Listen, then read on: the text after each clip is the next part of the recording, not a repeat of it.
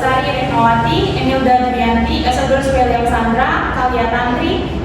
Oke, pada pertemuan sebelumnya, kelompok 3 dari kelas B sudah membahas mengenai etika komunikasi politik dalam ruang media massa pada saat mereka melakukan presentasi.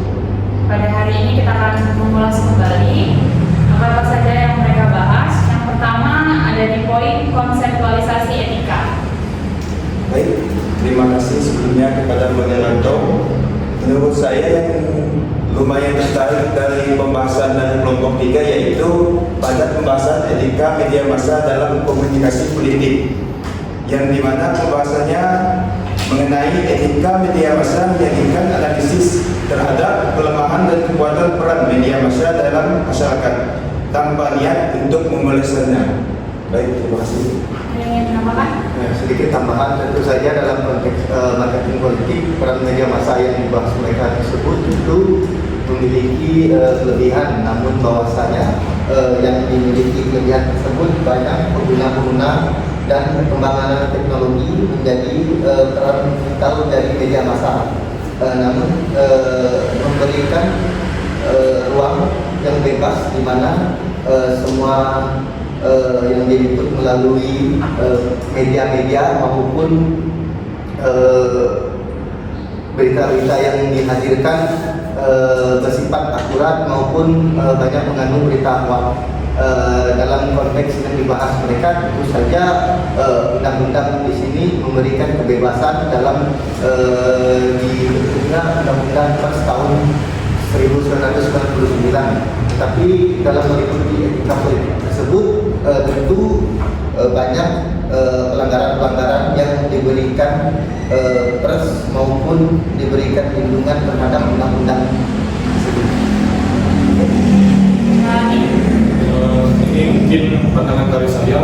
Kalau menurut pandangan saya dalam kelompok ini lebih mencantumkan tentang bagaimana sejarah media massa itu terbentuk, dan juga kelompok ini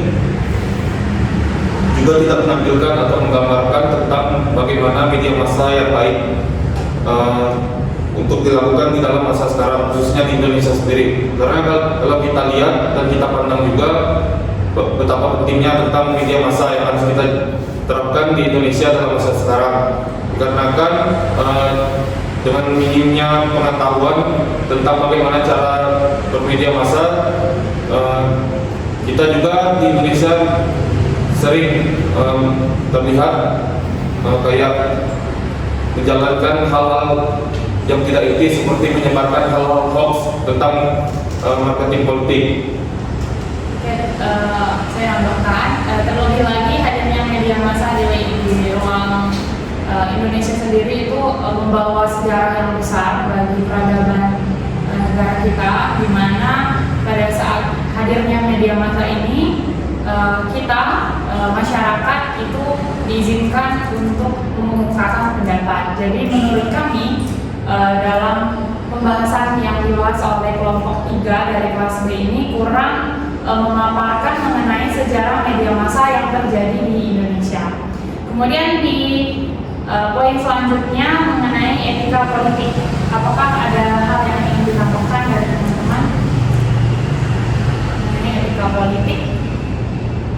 Sedikit tambahan dari etika politik dalam jurnalistik, tentu saja media sekarang sudah memiliki peran penting dalam memberikan mancarkan berita, baik dalam seperti yang terjadi 2 dekade belakangan. Tentu saja banyak berita politik yang dibuat melewati media massa. Namun bahwasanya jurnalistik bersifat pers memberi seakan-akan kebebasan tersebut dimanfaatkan oleh televisi maupun berita-berita yang tadinya menjadi kerjasama bersama paslon-paslon lainnya, contohnya memberikan dampak yang buruk, baik buruk dalam hal apa yang disebut dalam konteks etika di sana, di mana dalam tersebut mereka melakukan berkampanye dalam melewati media massa maupun siaran televisi yang hadir, di mana dalam siaran televisi tersebut tentunya mengandung adanya kepentingan politik di dalamnya. Namun bahwasanya etika politik yang dihadirkan tentu saja memberikan keuntungan bagi para elit-elit politik yang sedang melakukan kampanye dalam beberapa dekade.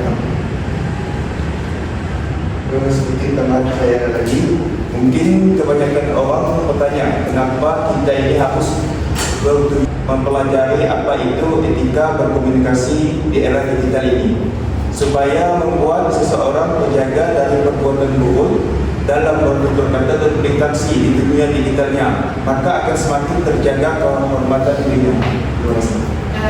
Etika politik sendiri kan adalah suatu larangan ya, kayak ada peraturan-peraturan di situ yang dicantumkan. Kemudian dari apa yang dipaparkan oleh kelompok 3 kemarin, etika politik ini mereka dari kelompok 3 kelas B ini cenderung lebih membahas mengenai konsep dari etika politik. Menurut saya mereka kurang mencantumkan apa-apa saja atau apa aja hukum yang ada dalam etika politik sendiri, karena yang namanya etika politik itu kan pasti mengandung hukum, kemudian juga larangan-larangan atau pasal-pasal yang mengatur sejauh mana saja kita bisa berpendapat atau sampai di mana saja kita bisa mengemukakan pendapat. Jadi dari pembahasan kelompok 3 ini kurang membahas mengenai aturan-aturan yang berlaku terutama di Indonesia. Mereka cenderung membahas mengenai konsep atau garis besar dari apa itu etika politik. Kemudian ada poin kode etik jurnalistik.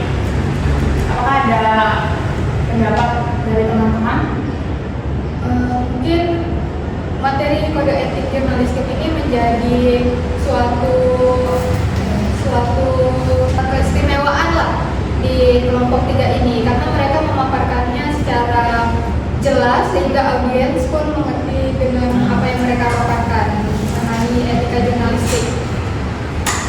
Namun dari materi yang telah dibaca mengenai kode etik jurnalistik, dalam materi tersebut juga terdapat kekurangan, yakni dalam materi tersebut mereka hanya menjelaskan mengenai kode etik jurnalistik yang harus dimiliki wartawan tanpa menjelaskan sanksi-sanksi yang harus wartawan atau jurnalistik dapat jika melanggar kode etik jurnalistik tersebut. Menurut pandangan saya, materi etika politik yang dibahas kelompok 3 sudah bagus, namun harus ditambahkan yaitu alasan kenapa kode etik perlu dilakukan pada marketing politik ini, karena menurut saya di sini belum menjelaskan bagaimana pengaruh kode etik dalam jurnalistik pada marketing politik ini. Jadi dia menambahkan yang tadi berupa sanksi terhadap wartawan yang melanggar kode etik jurnalistik itu berupa teguran, yang jika surat tegurannya sudah 3 kali diterima oleh wartawan, maka akan terjadi pemecatan. Kalau menurut saya mungkin untuk kedepannya tidak hanya membahas mengenai kode etik dari jurnalistik, tapi juga membahas mengenai masyarakat yang menggunakan media massa sebagai ruang komunikasi politik atau marketing politik. Jadi kita tidak berat sebelah nih kayak mereka banyak bahas ini sehingga yang masih padahal yang menjadi tujuan dari mereka membuat berita ini kan masyarakat itu sendiri ya. Jadi kalau lebih baik itu lebih diperjelas lagi mengenai masyarakat dan juga jurnalistik itu